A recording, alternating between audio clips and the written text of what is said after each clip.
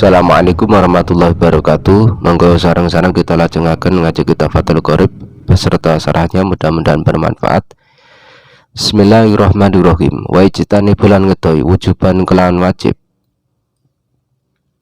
Sapa qadil hajati wong kang nekani hajat istiqbalal kiblati ing amrih madhep kiblat. Al ana ing dalem saiki wahya utawi kiblat al ana iku al Ka'batu Ka'bah. Wajib bagi seseorang yang berhajat untuk menjauhi menghadap ke arah kiblat.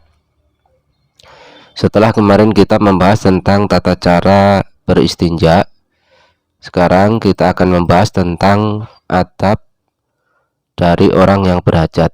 Kemarin juga sudah saya jelaskan bahwa di dalam masalah adab ini atau etika ini ada dua hal, yakni etika yang wajib dan ada yang sunnah. Untuk yang pertama ini adalah etika yang wajib, yakni orang yang berhajat ini dilarang untuk menghadap ke arah kiblat. Maksud dari orang yang berhajat ini adalah ayil mutalabis bi qadhiha bil fa'li, yakni memang kondisinya ini adalah orang yang sedang berhajat.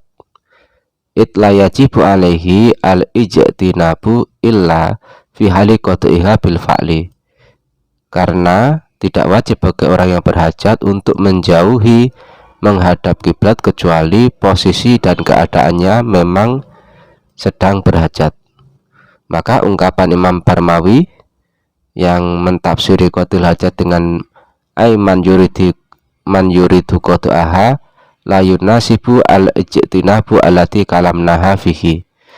Ungkapan Imam Barmawi di dalam hasyiahnya yang mentafsiri qadil hajat dengan orang yang menghendaki berhajat ini tidak cocok dengan pembahasan pada permasalahan ini. Maksud dari menghadap kiblat ini adalah ainiha yakinan fil qurbi wa donan fil bu'di. Maksudnya tepat menghadap Ka'bahnya secara yakin ketika dekat dan secara don praduga ketika jauh. Begitu pula diungkapkan di dalam masalah membelakangi kiblat. Wayahtamilu anal murada al jihah. Kemungkinan bisa jadi istiqbal kiblat ini yang dimaksud adalah arahnya saja. Umpama kita di Indonesia berarti arah Ka'bah menghadap barat, itu namanya arah.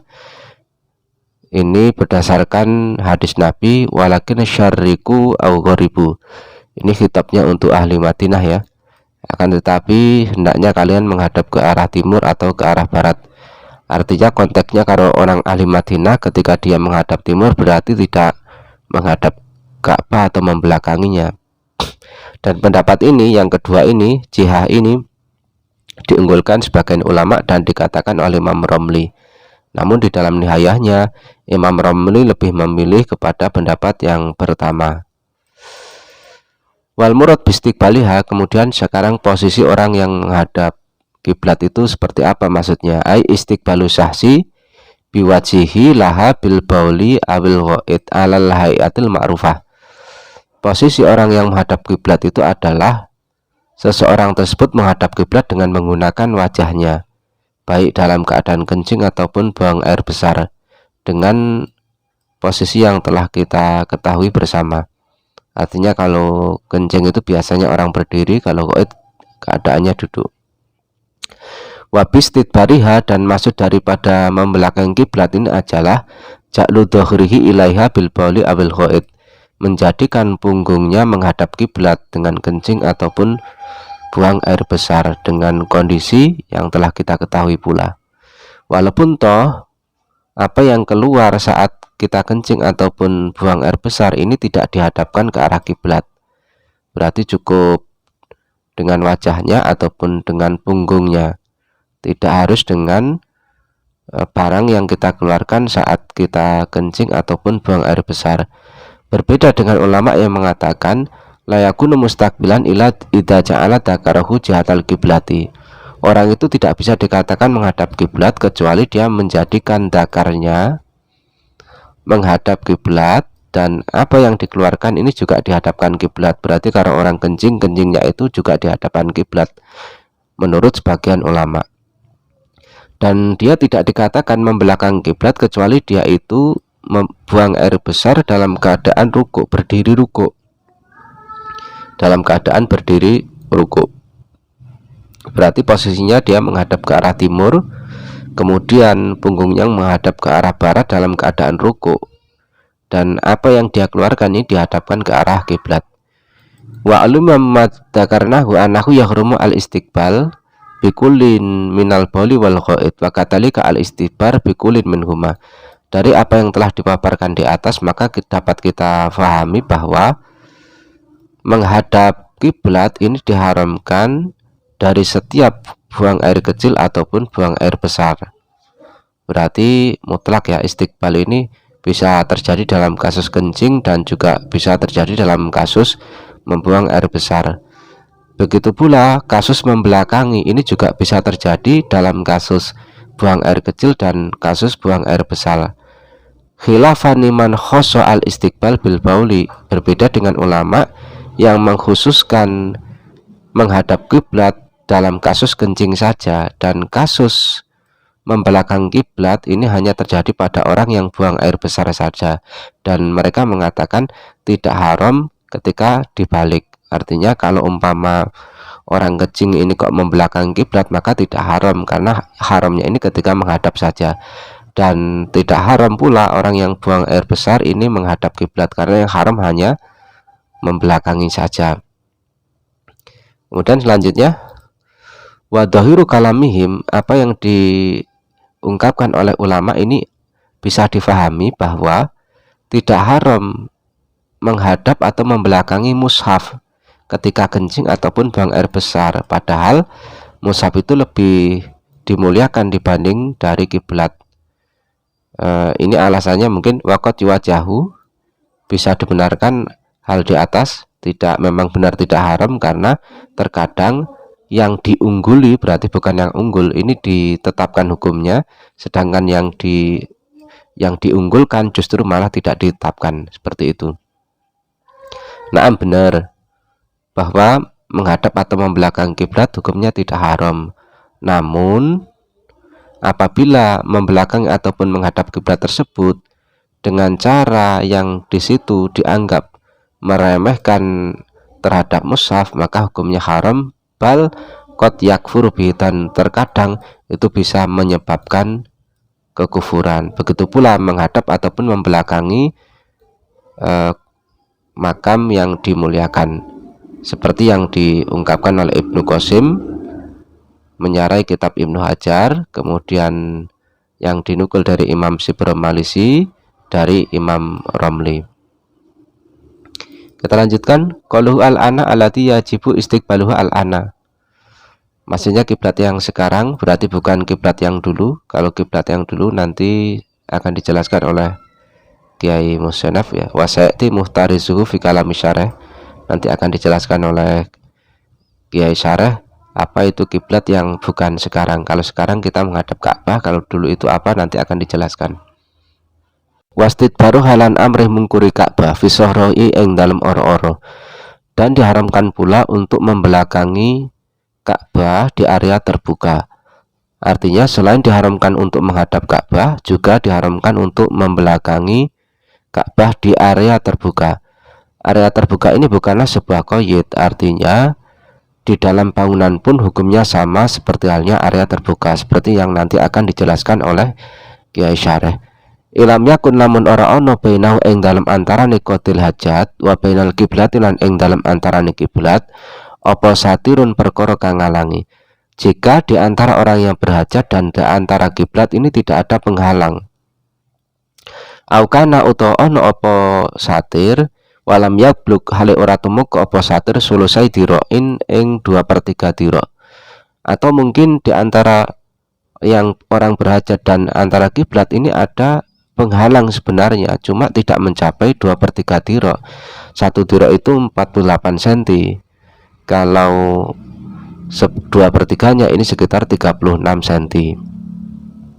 Au balaghahuma utawa tumuk apa satir ing sulusai diro wa ba'udalan halih atuh sapa qatil hajat anku saking satir aksar ing luwih akeh min salah sati adruin ing telu pira-pira dira bidira il adamin kelawan dira bangsa Adam. Kama kala kaya oleh ngucap sapa ba'dhum sebagian ulama. Atau sebenarnya posisi satirnya ini tingginya sudah mencapai 2/3 dira. Namun orang yang berhajat ini dengan satirnya jaraknya melebihi dari 3 dira. Berarti kalau satu diroknya tadi 48 cm, kalau 3 dirok sekitar 148 cm. Coba dihitung kembali. Atau sekitar 1,5 meter, atau sekitar 1,5 meter. Jadi saya ulangi, keharaman orang yang menghadap kiblat ketika berhajat ataupun membelakanginya jika memang tidak ada penghalang di antara keduanya, atau ada penghalang namun tidak mencapai 2/3 dira atau sekitar 36 cm, atau mencapai 2/3 dira tingginya namun dia jauh dari penghalang tersebut melebihi dari 3 dira atau sekitar 1,5 meter, seperti yang diungkapkan oleh sebagian ulama.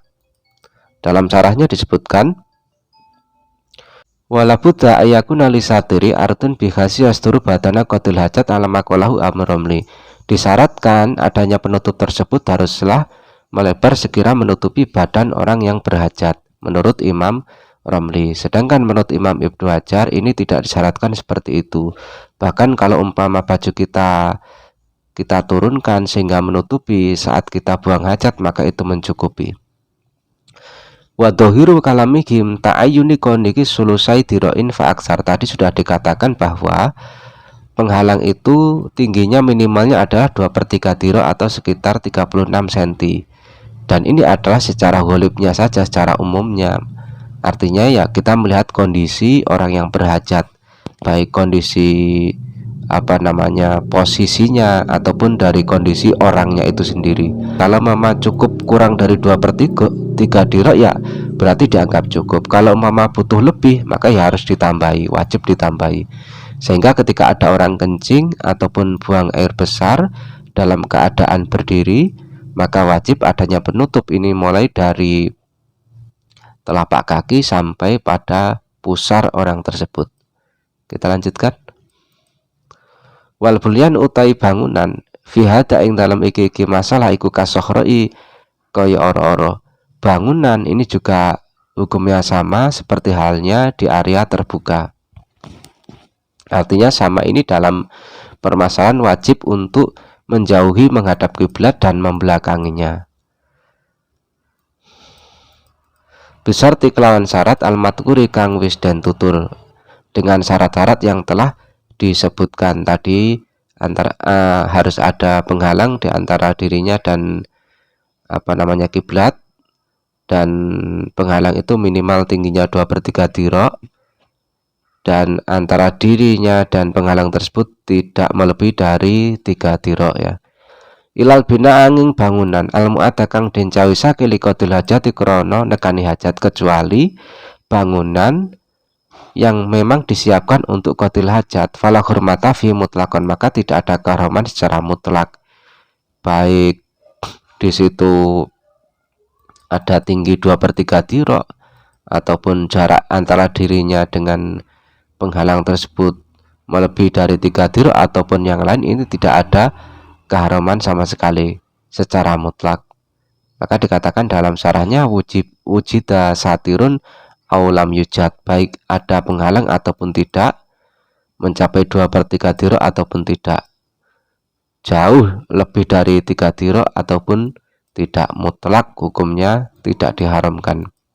Wa jalan kejaba biqolina klan ucapan kita rupan al-ana saiki apa ma kiblat kana kang ono apa mak iku kiblatan dadi kiblat awalan ing dalam awale ka Baitul Maqdis kaya Baitul Maqdis. Dikecualikan dengan ungkapan kita al-ana, yakni kiblat yang sekarang yaitu Ka'bah adalah kiblat dahulu, yakni seperti halnya Baitul Maqdis. Ini Baitul Maqdis itu adalah kiblat sebelum Ka'bah dijadikan kiblat. Fastik baluhu wastit baruhu makruhun. Fastik baluhu mongko utai madep Baitul Maqdis wastidbaruhu lan mungkuri Baitul Maqdis iku makruhun makruh. Maka menghadap ataupun membelakangnya ketika dalam keadaan qatil hajat ini hukumnya makruh. Kemudian kita lanjutkan, wa ijtani bulan ngedoi adaban krana gawe tata krama sapa qatil hajat wong kang nekani hajat al baula ing nguyuh wal ghaita lan BAB filmai ing dalam banyu arraqidi kang meneng. Sebagai etika, orang yang berhajat hendaknya ketika kencing ataupun BAB ini menjauhi air yang tenang. Artinya sebagai etika itu adalah hanyalah sunnah saja. Sedangkan maksud dari qatil hajat adalah secara nyata memang dia sedang mengeluarkan hajat, walaupun toh yang mengeluarkan hajat itu bukan orang yang mukallaf, masih kecil umpama. Namun kesunahnya ini nanti akan dilimpahkan kepada walinya seperti yang telah dijelaskan sebelumnya. Maksud daripada air yang diam ini artinya air yang tidak bergerak, dan ini tidak ada perbedaan di antara air yang sedikit dan air yang banyak seperti yang ditunjukkan oleh Kiai Syarah di dalam pentafsilannya nanti.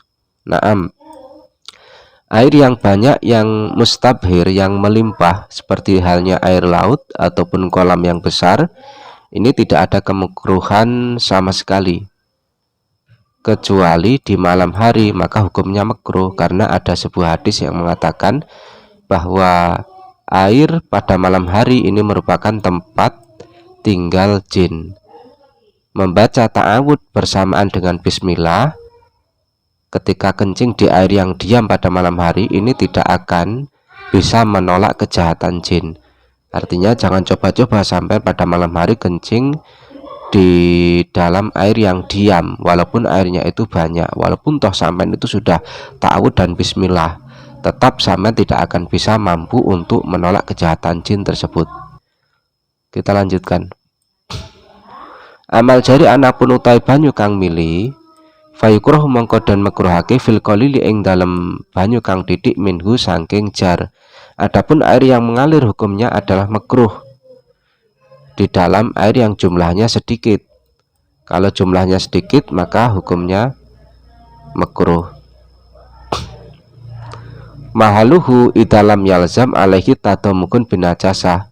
Hukumnya makruh ini tatkala memang tidak sampai menyebabkan terjadinya tadamuh binajasa, artinya melumuri air yang sedikit tersebut menjadi najis. Kalau sampai najis maka hukumnya haram karena itu namanya menyia-nyiakan harta. Dunal kasiri dudu banyu kang akeh, bukan air yang banyak. Artinya ketika airnya itu banyak dan mengalir maka hukumnya tidak makruh sama sekali kecuali ila ayakuna lailan fayukrohu lima takodama min anal ma'a lailan ma'wal jin. Kecuali pada malam hari maka hukumnya tetap makruh walaupun airnya banyak, karena seperti yang telah kita bahas tadi, kalau malam hari air itu menjadi tempat tidurnya jin, tempat tinggalnya jin. Lakinil aula, tetapi nikang le utomo iku ijtinabuhu ngedoi alma aljar al kasir wau. Tetapi yang lebih utama walaupun hukumnya tidak makruh di air yang banyak, ini adalah menjauhinya, artinya tidak kencing di air yang banyak yang mengalir tersebut. Wa bahasalan bahasa Pak Nawawi Imam Nawawi tahrimahu ing keharamane baul awil ghaid fil qalili ing dalam banyu kang iki jarian iku mili kana ono opo alma auraki dan utawa kang meneng. Imam Nawawi membahas keharaman baul ataupun ghaid tadi di air yang sedikit mengalir ataupun diam. Secara mutlak hukumnya haram kalau memang airnya sedikit, baik mengalir ataupun tidak. Alasannya apa? Li anahu yatanajasu bidalika, karena dengan adanya air itu jumlahnya sedikit terus sampean itu baul atau ghaid di situ, otomatis air itu hukumnya menjadi najis. Kita lanjutkan. Wa ijtani bulan ngedoi aitun halih malih. Wa ijtani bulan ngedoi sapa qatil hajat aitun halih malih al baula ing nguyuh wal ghaita lan BAB tahta syajarati ing dalem ngisore wit al musmirati kang bisa woh. Dan Disunahkan untuk menjauhi ketika kita kencing ataupun BAB di bawah pohon yang dapat berbuah, di bawah pohon yang dapat berbuah.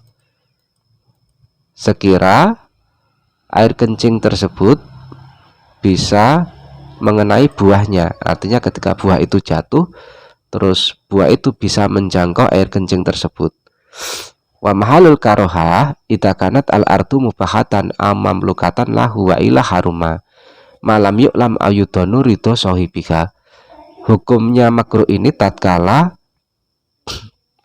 tanah yang Anda kencingi ini adalah tanah yang mubah, artinya tidak dimiliki oleh seorang pun, atau Anda miliki sendiri, ini hukumnya makruh. Kalau umpama tanahnya itu adalah milik orang lain dan tidak diketahui keridhaan dari pemiliknya, maka jelas hukumnya haram. Walau ulima au duna wurudu ma'in alal arti yuzilu najasah lam yukroh.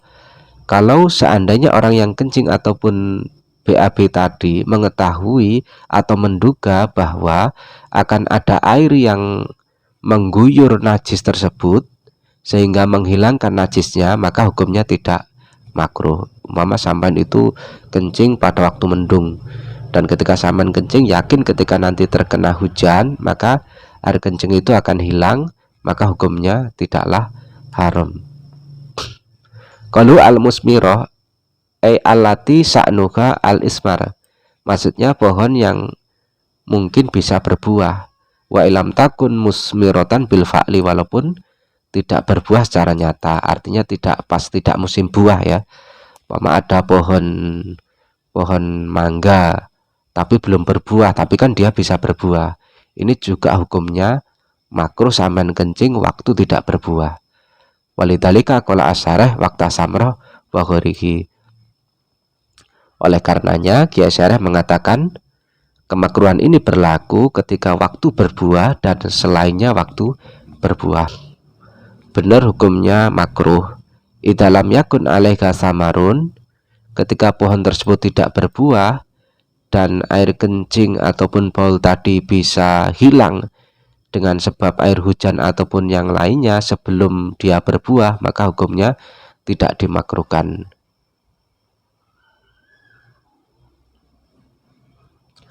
Waktu samroh dieng dalam waktu ini berbuah, wa ghairuhu lan sakliyane waktu samroh, di waktu pohon tersebut berbuah ataupun tidak. Maksud dari buah itu sendiri adalah ma yuksodu minasajarati aklan, artinya pohon yang ditanam karena memang diambil buahnya, dimakan buahnya, seperti halnya apel dan lain sebagainya. Kalau umpama pohon itu ditanam kemudian buahnya tidak untuk dimakan, maka hukumnya tidaklah makruh. Terima kasih untuk pertemuan kali ini. Cukup sekian, kita lanjutkan pada pertemuan selanjutnya. Saya akhiri, wassalamualaikum warahmatullahi wabarakatuh.